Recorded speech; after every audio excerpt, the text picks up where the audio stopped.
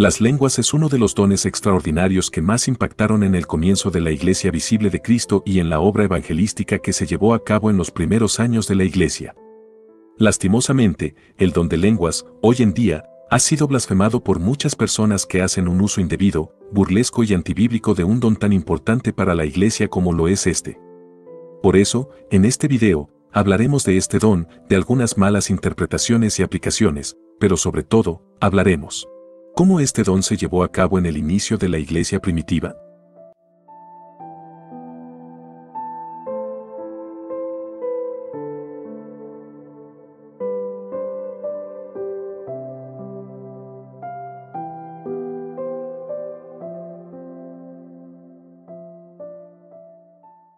Una de las malas interpretaciones y aplicaciones de este don hoy en muchas congregaciones nace porque muchos presuponen que las lenguas habladas en Pentecostés son lenguas extrañas, idiomas ajenos a nuestro mundo, y pronunciadas en un léxico que solo entiende Dios y sus ángeles, pero, ¿es esto así?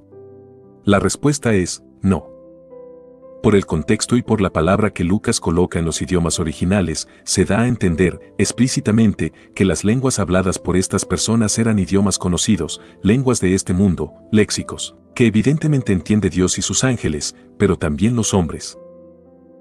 Lucas, cuando describe este suceso, usa la palabra en griego glosa, que traduce como lengua, lenguaje o idiomas, y su significado está estrictamente relacionado con lo que sucedía en ese momento. La palabra glosa significa hablar o adquirir un idioma ajeno a la lengua o lenguas naturales de una persona. Es por eso que este don fue pasmoso para quienes lo presenciaron, porque es sorprendente que una persona hable fluidamente un idioma ajeno a su dialecto, y eso fue lo que sorprendió a la mayoría de las personas que estaban ahí. Por eso dice la palabra que quedaron todos atónitos y perplejos, porque hablaban sus lenguas, sabiendo ellos ya que estas personas eran galileas y que su idioma oficial era el arameo o quizás algo de hebreo, pero no latín, no griego, ni mucho menos lenguas persas. Ya entendida esta parte, pasemos a la parte B del versículo, que nos enseña, ¿quién fue quien dotó a estos hombres de este maravilloso don?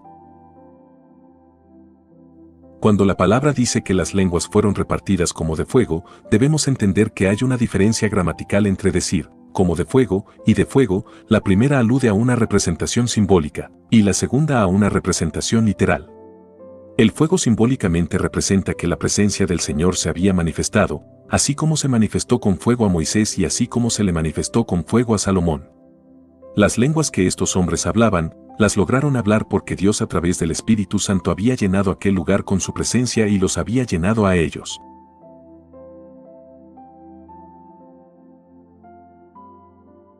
Algunas denominaciones relacionan el hablar en lenguas con ser bautizados por el Espíritu Santo, y estas mismas denominaciones relacionan el bautismo del Espíritu Santo como una prueba fehaciente de que la persona que ha mostrado esta señal es un creyente genuino, pero esto no necesariamente es así. Primero, porque la llenura que vemos en este pasaje se da en más de una ocasión a los creyentes que la recibieron, a diferencia con el bautismo del Espíritu Santo, que efectivamente es la prueba fehaciente de un cristiano genuino, pero este es un evento único e irrepetible en la vida de un creyente. Ahora bien, la llenura en este caso llevó a los discípulos del Señor a hablar en lenguas, pero no siempre fue así, y esto lo menciono, porque lastimosamente muchas iglesias presionan a sus miembros a hablar en lenguas para dar evidencias de que sí han sido llenos del Espíritu Santo, y esto está mal, porque por ejemplo, Pedro ante el concilio, fue lleno del Espíritu Santo en ese momento y no habló en lenguas, sino que dio una magistral exposición teológica sobre Cristo Jesús.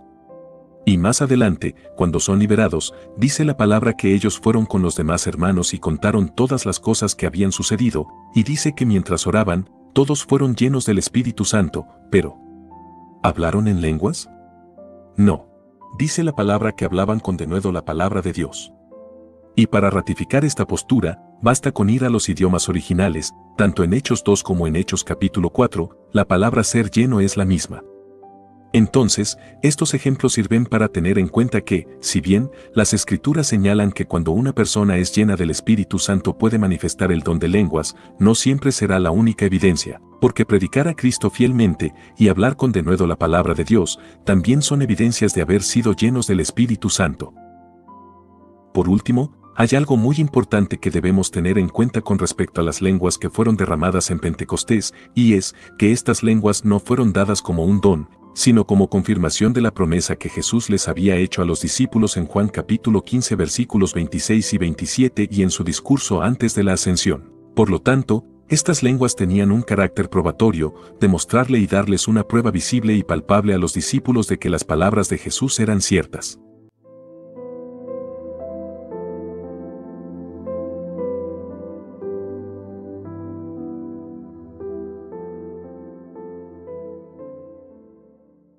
En este caso, Dios envió a un confundido Pedro a la casa de un guardia de la milicia romana, llamado Cornelio, el apóstol. Mientras les predicaba la palabra, el Señor envió sobre toda esa casa al Espíritu Santo, y estas personas al ser bautizados por el Espíritu hablaron en nuevas lenguas.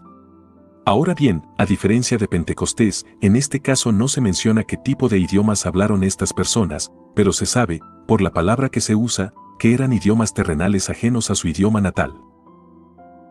Las lenguas en esta ocasión, y así como en Pentecostés, sirvieron para confirmar lo que ya se había prometido. En este caso, podemos irnos al profeta Joel y ver que en una de sus profecías decía, derramaré mi espíritu sobre toda carne.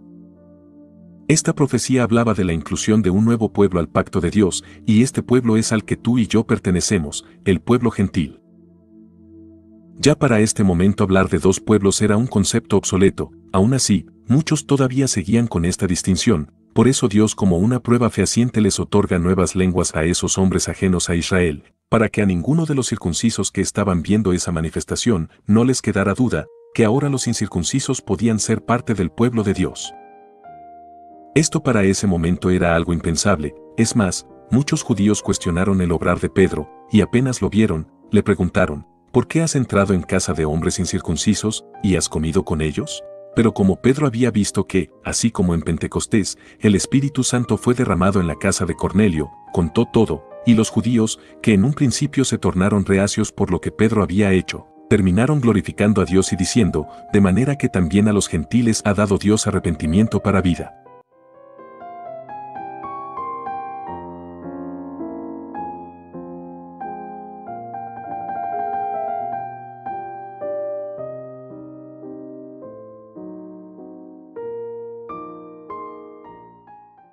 Cuando Pablo se encontraba por Efeso, halló a unos discípulos de Juan. Estos hombres temerosos de Dios no habían recibido al Espíritu Santo, solo habían sido bautizados en el bautismo de Juan. Pablo claramente se encontraba delante de medios cristianos. Sé que el término hoy en día no aplica, porque tú eres o no eres cristiano, no hay término medio, pero en este caso se podría decir que sí, porque estas personas habían cumplido con una parte del proceso, el cual era el arrepentimiento, pero ahora venía la otra parte, que era oír el Evangelio y recibir a Cristo como Señor y Salvador. Ellos lo hicieron y acto seguido, el Espíritu Santo los bautizó. Nuevamente en este caso las lenguas sirvieron como una evidencia palpable de que verdaderamente el Espíritu Santo había llegado, porque ellos aún no sabían y de alguna forma lo estaban esperando, porque su maestro Juan ya se los había dicho, que el Espíritu Santo los iba a bautizar, y fue a través de las profecías y las lenguas que ellos pudieron ver, que efectivamente las palabras de Juan ahora eran efectivas a través de Jesucristo.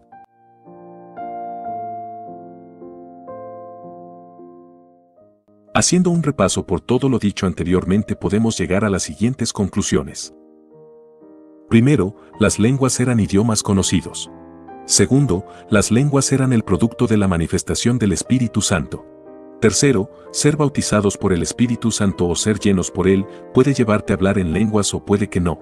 Cuarto, las lenguas en Hechos de los Apóstoles fueron manifestadas para confirmación de las palabras de Jesús y de los profetas.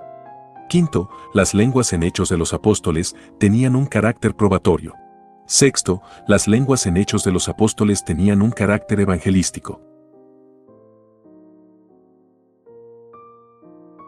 En el próximo video estaremos hablando de las lenguas, pero esta vez desde el enfoque eclesiástico. ¿Cómo se debe aplicar y manejar este don dentro de las iglesias? Y para eso estaremos estudiando la primera carta a los Corintios.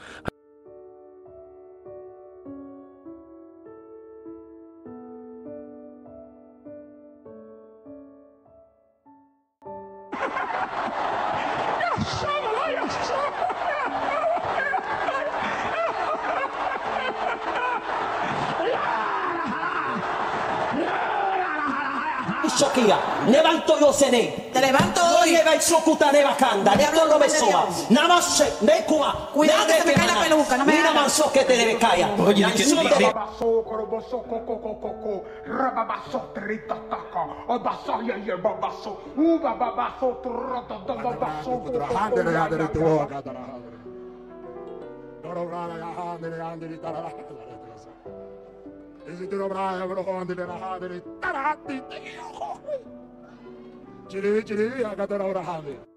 No lo sabemos a ciencia cierta, pero esos videos pueden ser un reflejo de lo que pasaba en Corintios cuando Pablo escribió la primera carta, carta que por cierto muestra el estado de corrupción en la que se encontraba la iglesia, corrupción que llegó a alcanzar los dones que Dios en ese momento había dispuesto para edificación de su pueblo.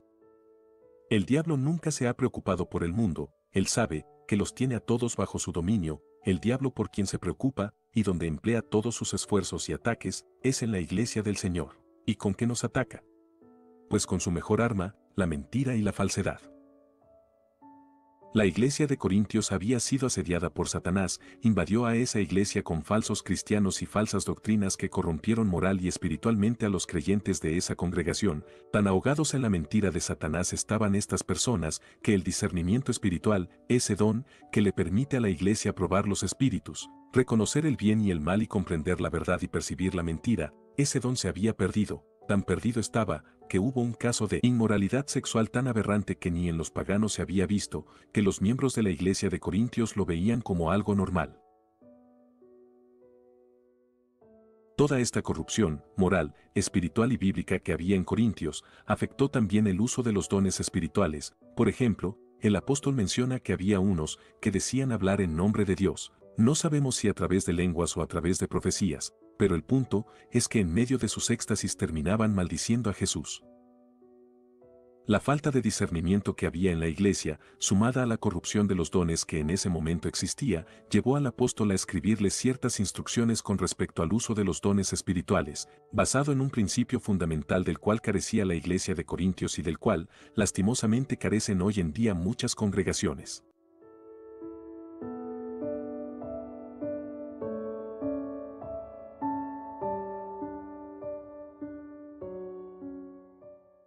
En el capítulo 12 de la primera carta a Corintios el apóstol menciona que hay diversas maneras de servir en nuestra iglesia local, que existen diversas funciones en las que una persona puede contribuir a la edificación de la iglesia, y para eso, el Señor ha dispuesto dones especiales para cada uno de los miembros, enfocados por ejemplo, en la enseñanza y la exposición de la palabra a través de la sabiduría, las ciencias, la fe, la sanidad, los milagros, las profecías, el discernimiento y por último, dos dones que en realidad deben funcionar dentro de la iglesia como uno solo. En algunas iglesias en las que he podido asistir, he visto cómo el don de lenguas abunda, pero a su vez, veo como el don de interpretar las lenguas escasea, e incluso veo que ese don no existe en esas congregaciones. Y esto es malo para la iglesia local, porque el apóstol Pablo usa la analogía del cuerpo para explicar cómo se deben usar los dones, y deja algo claro, todo el cuerpo debe funcionar perfectamente, por lo tanto, si en una iglesia hay personas dotadas con el don de hablar lenguas, esa misma iglesia debe procurar porque también haya personas con el don de interpretación de lenguas.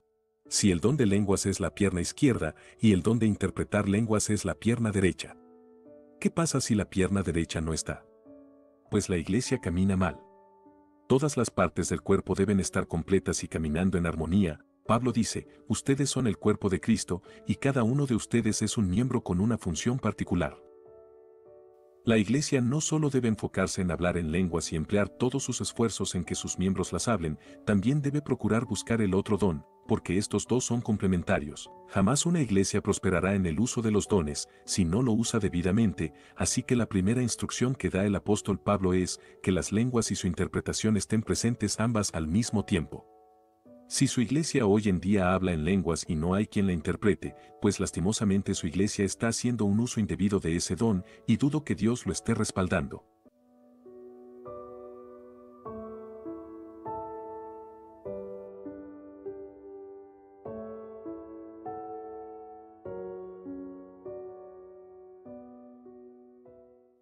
Hay muchos pastores y cristianos que usan este pasaje para darle un respaldo bíblico a las supuestas manifestaciones de lenguas que vemos hoy en muchas iglesias, lenguas que no son las de Hechos de los Apóstoles, sino lenguas raras e inentendibles al oído humano, que incluso los intérpretes de lenguas no pueden comprender. El problema de dicha afirmación es que carece de sustento bíblico, primero, porque las lenguas angélicas o angelicales solo se mencionan en este pasaje, así que decir tal afirmación con solo un fragmento de un versículo es bastante especulativo. Ahora, si nos vamos a ciertos pasajes bíblicos que se pueden relacionar con esta afirmación, veremos que incluso le juega en contra. Lucas capítulo 2 versículo 10, Mateo capítulo 28 versículos 5 al 6, Hechos capítulo 10 versículos 1 al 11. Estos pasajes tienen algo en común, y es que en cada uno de ellos vemos a ángeles hablando en idiomas, no extraños ajenos a este mundo, sino en idiomas terrenales, que las personas que los oyeron, lo entendieron. Entonces, para mí, esta explicación de este pasaje no tiene sustento alguno. Por otro lado, existe otra explicación, que es un poco más razonable y acorde al contexto bíblico en que se menciona, y es la que afirma que cuando Pablo habla de lenguas angélicas, lo hace usando un recurso estilístico literario, llamado hipérbole. Esto tiene sentido viendo el contexto, no solo del capítulo 13, sino de la carta en general, ya que en Corintios había muchos ególatras que se gloriaban por ser más sabios o espirituales que otros, y el hablar en lenguas pudo ser un detonante para que estos ególatras se ufanaran más en sí mismo y se olvidaran de lo más importante, el amor. De nada vale que estos hombres pudiesen hablar todas las lenguas del mundo o hiperbólicamente lenguas de otros mundos, de nada valía eso si carecían de amor. Ahora, así como las lenguas angélicas, sirve como supuesta base bíblica para decir que existen otros idiomas fuera de este mundo que los cristianos pueden hablar y que no todos pueden comprender. Existe otra base bíblica la cual manifiesta que las lenguas extrañas de las cuales Pablo habla en Corintios en el capítulo siguiente, son diferentes a las lenguas de las cuales venía hablando y también diferentes a las que se había hablado en Pentecostés. Pero nuevamente esto no tiene validez bíblica, principalmente porque la palabra extraña es un agregado que los traductores de la Reina Valera le agregaron, porque ni en los manuscritos antiguos, ni en otras traducciones aparece la palabra extrañas, por lo tanto, desde el punto bíblico exegético, decir que hay lenguas extrañas que ni siquiera el don de interpretación de lenguas puede comprender, no tiene validez alguna.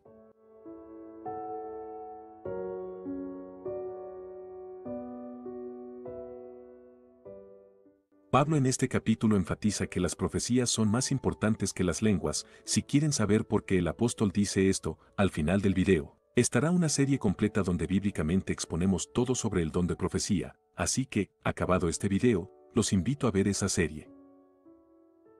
Volviendo al tema de las lenguas, Pablo enfatiza que las profecías son más importantes porque dentro del culto cumplen funciones más trascendentales que las lenguas, y esto, aunque es una realidad bíblica, no le quitaba la importancia al don de lenguas, pero el apóstol fue claro cuando dijo, así que, hermanos, procurad profetizar y no impidáis el hablar lenguas. La palabra procurar significa que la iglesia debía buscar ardientemente y con gran celo este don, porque este don otorgaba a la iglesia edificación, exhortación y consuelo. Otra parte fundamental de las lenguas en el culto era el orden, y el orden se da basado, no solo en la calma y la serenidad que debe haber en las personas en las que se manifieste este don, sino también en el orden establecido anteriormente en el capítulo 12. Si este orden no se da, es mejor que la iglesia se calle.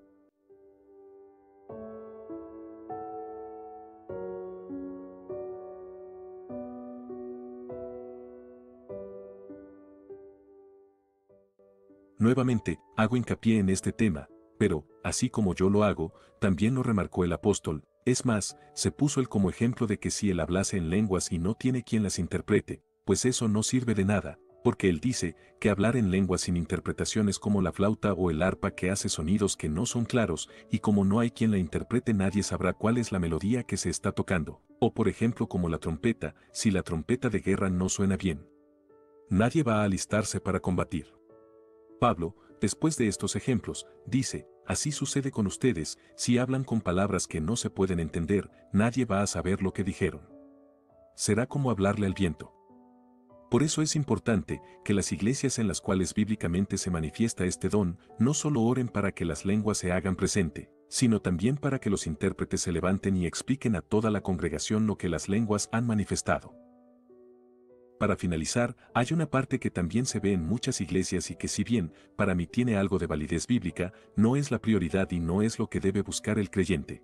El hablar en lenguas en lo privado. En este capítulo se aborda en algunos versículos, la idea de hablar en lenguas para uno mismo se ve reflejado en los versos 2 y 4, pero, si nos ponemos a analizar bien el contexto, el propósito de este don no es que se manifieste en lo privado, sino en lo público. Hay 3 razones que avalan esto. Primero, las lenguas son una señal para los incrédulos, eso se vio reflejado en Pentecostés y ahora es establecido en el culto. Segundo, si usted habla en lenguas, debe sí o sí tener un intérprete a su lado, algo de lo cual carecería si lo hace en privado. Y tercero, las lenguas no son para beneficio personal, sino para la edificación de la iglesia. Por estas 3 razones, pienso que las lenguas de dominio privado no tienen un suficiente fundamento eclesiástico, por lo tanto, en vez de procurar querer hablar en lenguas para sí mismo, procure hablar en lenguas para edificación de su congregación. Para cerrar este video me gustaría preguntarles: si en su congregación se manifiesta el don de lenguas, ¿qué tan bíblico lo hace según lo expuesto en este video? Los leo en los comentarios. Dios les bendiga.